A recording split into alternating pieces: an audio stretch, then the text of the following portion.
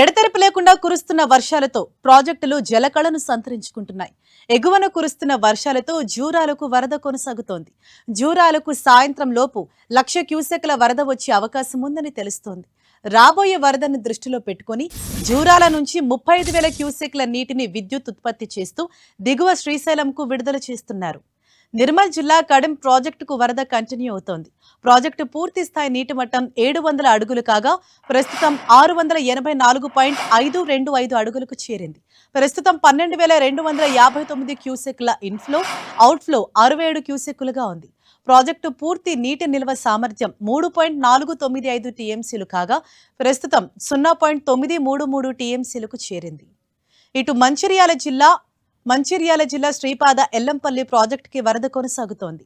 ప్రస్తుతం ప్రాజెక్టుకు ఇన్ఫ్లో 11,735 క్యూసెక్లు వస్తుండగా 450 క్యూసెక్ల వరద నీటిని దిగువకు వదులుతున్నారు. గత 2-3 రోజులుగా కురుస్తున్న వర్షాలకు సంగారెడ్డి జిల్లా పుల్కల మండలం సింగూరు ప్రాజెక్టులోకి స్వల్ప వరద వచ్చి చేరుతోంది. ప్రాజెక్టు పూర్తి నీటి నిల్వ సామర్థ్యం 29.917 టీఎంసీలు కాగా ప్రస్తుతం 4.21 టీఎంసీలు ప్రాజెక్టులో నీటి నిల్వ ఉంది. ఎగువన కురుస్తున్న వర్షాలకు 592 క్యూసెక్ల నీరు వరదగా వచ్చి ప్రాజెక్టుకు చేరుతోంది.